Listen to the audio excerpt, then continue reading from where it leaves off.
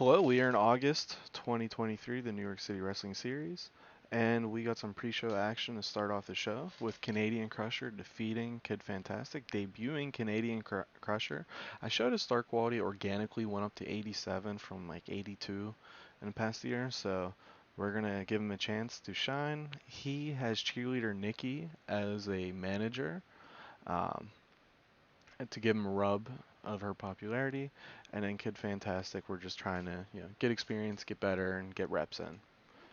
We then go into tag action with Malachi Milk and Penfold losing to Zippy and Jolston. Um, and Zippy and Justice Jolston specifically, in ring doing pretty good. So this tag team, we're further going to develop them and find the characters and who they really are other than a meaty guy, bodybuilder, and a fast talker.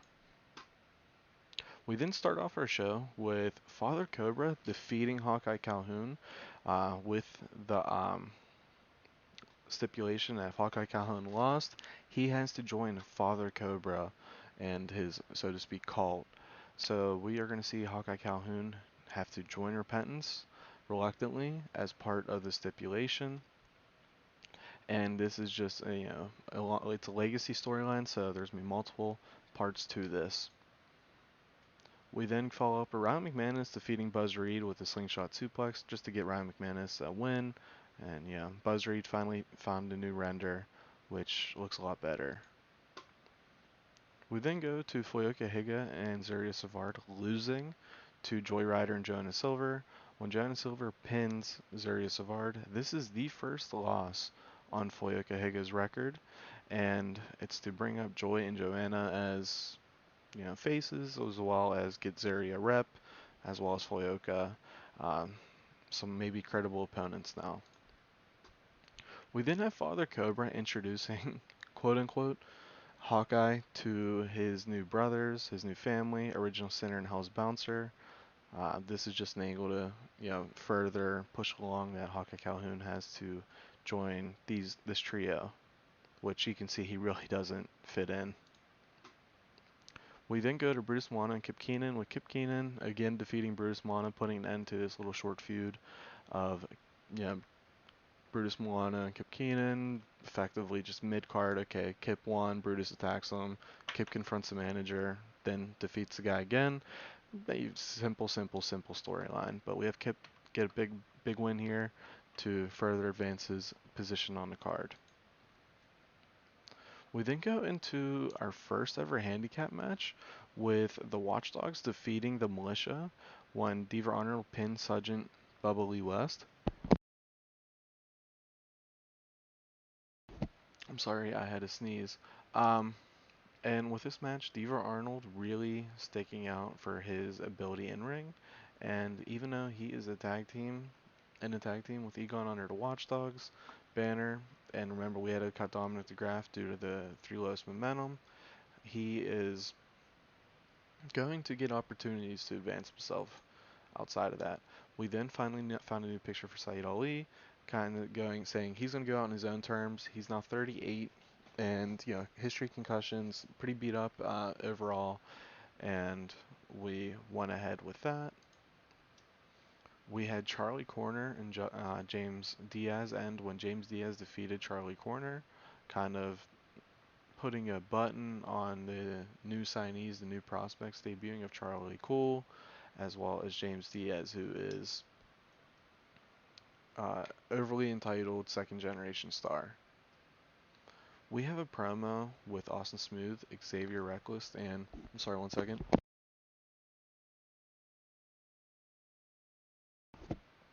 And Jack Bruce. It's effectively all of them arguing over who should be getting a title shot and trying to, bury each other. And Jack Bruce putting, it's enough. He's, not really happy with Mutant as champion, as Mutant isn't somebody who not easily controllable, but he's a little more reckless and he's one that might end up attacking a fan versus anyone else. So kind of getting that over a little bit. We introduced LA Star numbers 2, new name and new manager. His new name is the A-List Star. I know, clever. And his new manager is Elizabeth Carter. I don't know. And not Daddy's little girl. I'm gonna rename it. She's effectively going to be a Hollywood. She's an actor, is one of her tributes. So we're gonna play up that. He is the A-list star now by himself. Post match, we had LA Star number two run down and try to beat up the A-list star. It's easy for me to go off it. Again, getting across the split of the A-list star and LA Star number one. Both still mass, so long term we gotta find okay which one is gonna be mass, which one's not, and go into that. We then have Primetime Jack Pride insulting the Mass Mauler as being, Mass Stranger's underling, kind of, getting across Primetime's ego as well as setting up Mass Mauler for a little bit of a beef with Primetime Jack Pride. And then in our main event, we have Mutant. Oof.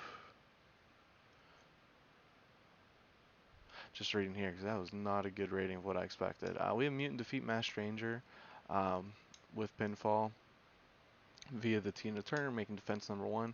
He sustained cracked ribs. Hopefully, it's not long term. Disrupted by an. So the injury, I would assume, hurt it more than anything. I would hope. That said, I mean, that's, a disappointment in regards to the show. I thought we were doing fine. The main event just really didn't, kick out. So what we're going to do is shout out Father Cobra, Diva Arnold again just for excelling, and Hawkeye Calhoun, which I done Hawkeye a bunch, but whatever. Well, yeah, that's the first time in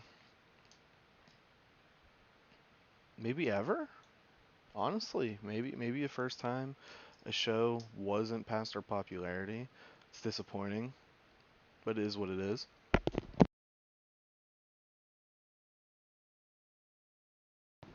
Now, when we look here on the sticky note, which apparently Windows is getting rid of, which sucks. There's a couple names there from Ace Youngblood down to Xavier Reckless. Those are people I just want to get new pictures for, new renders, and I have time to look through, the Discords and Grey Dog website just to see if anybody has one. We have, yeah, I made a mental note. It's also in my mental notes. We have Fern. I'm not sorry. Cheerleader Nikki is managing Canadian Crusher, and then we have Elizabeth Carter managing the A-list star, so to speak. So let me see here. Pay rise request. I always just do it because we're making money, not hand over fist, but yeah, pretty decently. Let's see here. Uh, yeah. Okay, so nothing really there. Let's check. Moment of okay, that's really not bad. I mean, 6 days. He's not going to even affect this next show. Ooh, we went down from 49 to 48. That's crazy. Um, so maybe we do like a second show and one of the. I know I keep on saying we're gonna end up doing a second show. I just don't feel the need for it yet. Um, I want to do like a top prospect tournament with unsigned women to see who sticks out and to get a shot to stay with the company. We also have Sanaz Shah joining the company as well, so maybe that contributes it. So I'm gonna say I don't want to say our next show. We're gonna do like an 8 woman prospect tournament, and Sana Shaw's gonna be in that obviously, as her debuting, and it'll be introducing like a new title of the top prospect tournament. This year it's gonna be women. Maybe next year will be men. We'll alternate between men and women yearly, and we'll do it in. I guess September is a really good point just because it's end of summer, right in the fall, so it's a good point for it, I think. That said, a couple things with Game World. Wolf Hawkins. So TCW has this title. It's effectively King of the Ring, and Wolf Hawkins has won it each year for the first 4 years. 4 out of the 5 years. I thought that was pretty crazy. Maybe he goes for the five Pete and wins that. So I wanted to share that. Now, a couple different people being signed and people being brought to exclusive deals. Logan Wolfsbane, who is PSW's mainstay, he is their OG star, now at Zomboy. He was a champion for them. He was signed away by CWA, which we haven't really talked about much because they're big size and everything, and wow, they're doing pretty good. But they just they're like sneaky with who they sign. Like they sign like Frantic Ali now as well.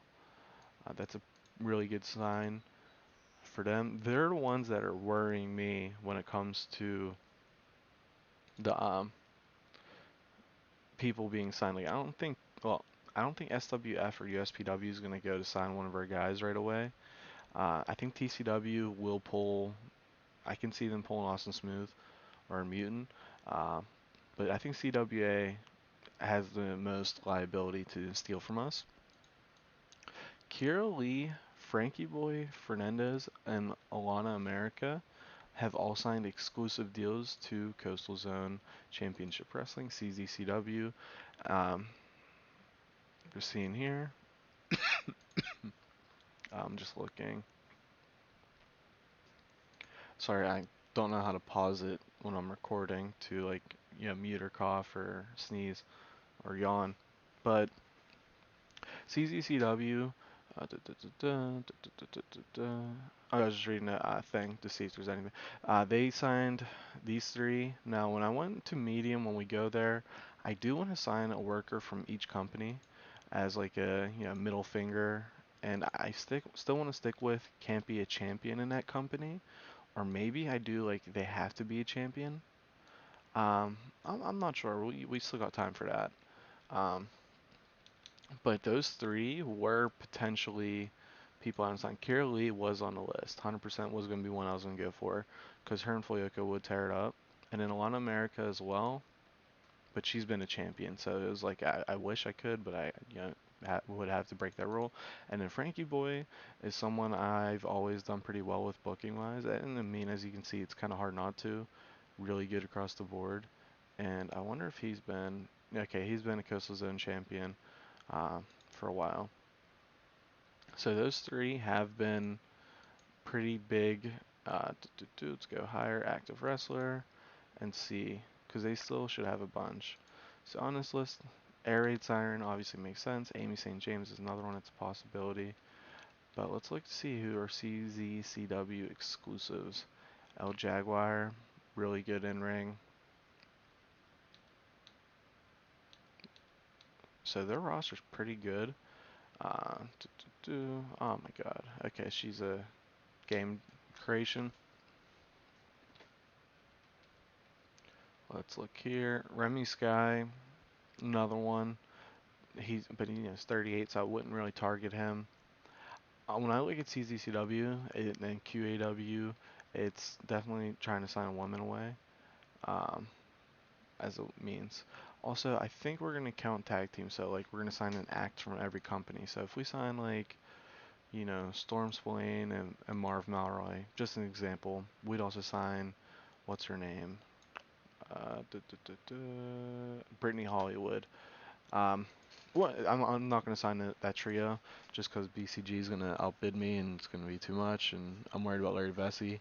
Um, but I just wanted to show that. And then, big top three company news, Benny Benson recently was signed to SWF.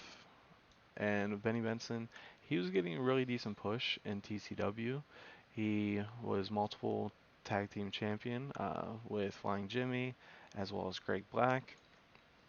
And his popularity, he starts at about a 55. So for his popularity to go up, his stamina's still good, his star quality's still good, so he's not really declining at 43. So good for them. That said, that's all of the notes I have for the game world right now. See if I find anything else, and watch for the top prospect tournament to be in September, and maybe like a second show. But that's gonna be it. Talk to you next time. Later.